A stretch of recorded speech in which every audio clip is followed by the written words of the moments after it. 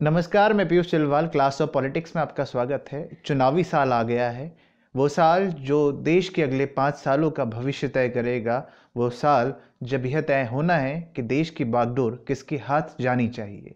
ये वो साल है जब झूठ फरेब जुमले, आरोप प्रत्यारोप जनता की अदालत में रखे जाएंगे और जिसके झूठ, जिसके जुमले जनता को ज़्यादा बेहतर तरीके से इन्फ्लुएंस करेंगे, देश की बागडोर अगले 5 साल उसी के हाथ में रहेगी।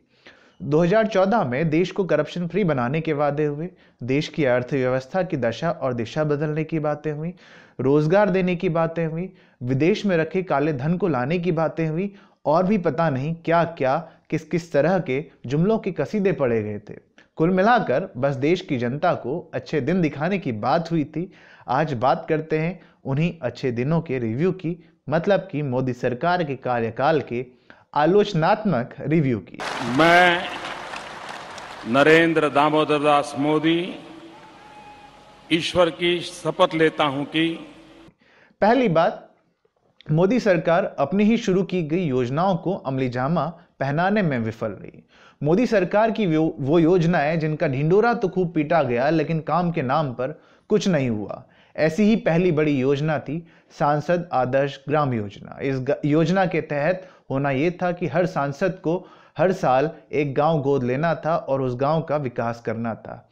विपक्षी पार्टी से जुड़े सांसदों को तो छोड़िए, खुद बीजेपी के सांसदों ने इस योजना की लुटिया शुरू होने से पहले ही डुबा दी थी।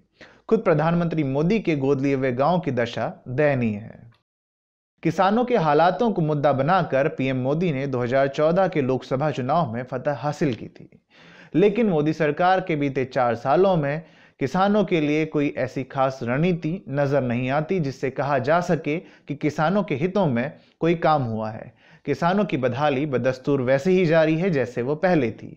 बस सरकार ने किसानों की आत्महत्या के आंकड़े जारी करना बंद कर दी। नमामि गंगे प्रोजेक्ट, ये प्रोजेक्ट भी पीएम मोदी ने बेहद शोर के साथ शुरू किया था और जोर शोर के साथ शुरू करने की जरूरत भी थी, क्योंकि उन्होंने कहा था। लेकिन आज यहां आने के बाद लगता है कि न मुझे किसी ने भेजा है, न मैं यहां आया हूं, मुझे तो मां गंगा ने बुलाया है। मां गंगा की सफाई होनी थी, लेकिन साफ हुआ जनता का पैसा।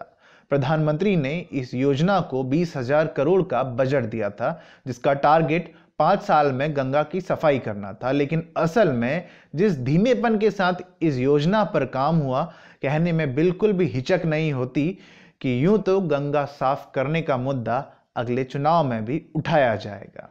2014 से 2017 तक इस योजना में 12,000 करोड़ के बजट को देने की बात कही गई थी, लेकिन दिया गया सिर्फ 5,378 करोड़, जिनमें से केवल 3,633 करोड़ ही निकाले गए और 1,836 करोड़ 40 लाख रुपए खर्च किए गए।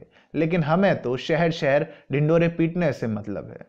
भले ही इन 5 सालों में सरकार गंगा साफ करने में नाकाम रही है, लेकिन अगले कार्यकाल में गंगा साफ करने का टारगेट सरकार ने तय कर लिया है। पीएम मोदी की स्मार्ट सिटीज बनाने की महत्वाकांक्षी योजना भी बुरी तरह से तबाह हो गई। पीएम मोदी ने 100 स्मार्ट सिटीज बनाने की घोषणा की थी और चरणबद्ध तरीके से शहरों का चुनाव भी हो गया था, लेकिन 100 तो छोड़िए, एक भी शहर के स्मार्ट बनने की घोषणा अब तक नहीं हुई है। संभव है अगले 2-3 महीने में 100 के 100 शहर स्मार्ट बन जाए। कश्मीर के मुद्दे को बीजेपी सरकार सुलझाने में नाकाम रही। बीजेपी ने पहले तो अपनी मुखर विरोधी पीडीपी के साथ सरकार बनाई, लेकिन जब हालात बस से बाहर हो गए तो सरकार से हाथ पीछे खींच लिए। वहीं बीजेपी ने 370 को हटाने का जिक्र भी अपने घोषणा पत्र में किया था, लेकिन हटाना तो दूर, सदन में उस पर चर्चा भी नहीं करवा सकी। कश्मीरी पंडितों की घर वापसी को लेकर भी बीजेपी को कटघरे में खड़ा करना जायज है। रोजगार देने के मामले में भी मोदी सरकार पूरी तरह से नाकाम रही। 2014 लोकसभा चुनावी अभियान में पीएम मोदी ने हर साल 2 करोड़ लोगों को रोजगार देने की बात की थी। रोजगार देना तो दूर, नोटबंदी और जीएसटी के आने से देश के युवाओं का रोजगार भी उनसे छीन लिया गया। तमाम राज्यों और केंद्र सरकार में खाली पड़ी वैकेंसियों को ही अगर सरकार भर दे तो 15 लाख लोगों को रोजगार आसानी से मिल सकता है। रोजगार देना तो छोड़िए साहब, रोजगार देने के नाम पर सरकार मजाक न करे तो वो भी जनता के लिए राहत भरा होगा। रेलवे में खाली पदों को भरने की बात कही गई थी। लोगों ने नौकरी के लिए फॉर्म भी भरे। पहले तो एग्जाम्स बहुत देर से हुए और उसके बाद जो हुए उसमें भी खूब धांधलेबाजी हुई। बिहार के बच्चों को पंजाब और पंजाब के बच्चों को एग्जाम देने के लिए उड़ीसा के चक्कर कटवाए गए। नोटबंदी के मुद्दे पर भी मोदी सरकार बुरी तरह विफल रही। मोदी सरकार ने नोटबंदी का भी खूब ढिंढोरा पीटा था, लेकिन नोटबंदी से देश को सिर्फ नुकसान ही हुआ। नोटबंदी के जो भी फायदे बताए गए उनमें से एक भी सच साबित नहीं हुआ। फायदे के तौर पर बीजेपी को यूपी मिल गया। 99.3% नोट सरकार के पास वापस आ गए हैं।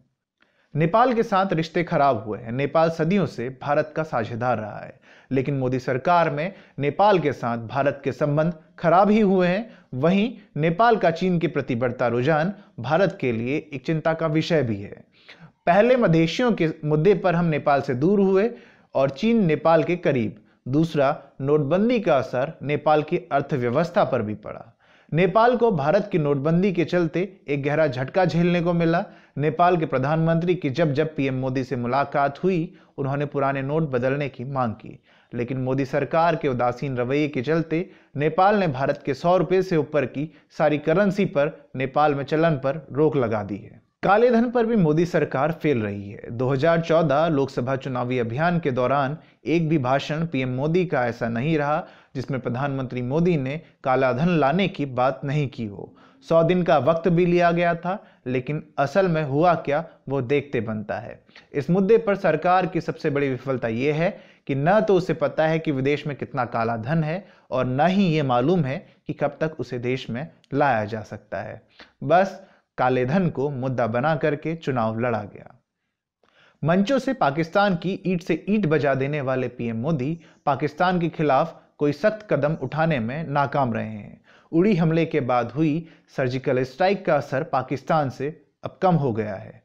यही वजह है कि वो लगातार बॉर्डर पर सीजफायर का उल्लंघन कर रहा है। बॉर्डर पर लगातार शहीद होते जवानों की तादाद बताती है कि मोदी सरकार इस मसले पर नाकाम रही है। भले ही मोदी सरकार और भारतीय जनता पार्टी देश की सेना के नाम पर मौजूदा वक्त में पार्टी के लिए चंदा मांग रहे हैं, लेकिन ये कहने में बिल्कुल भी हिचक नहीं होती कि मोदी सरकार पाकिस्तान के खिलाफ कोई सख्त कदम उठाने में बुरी तरीके से विफल रही है।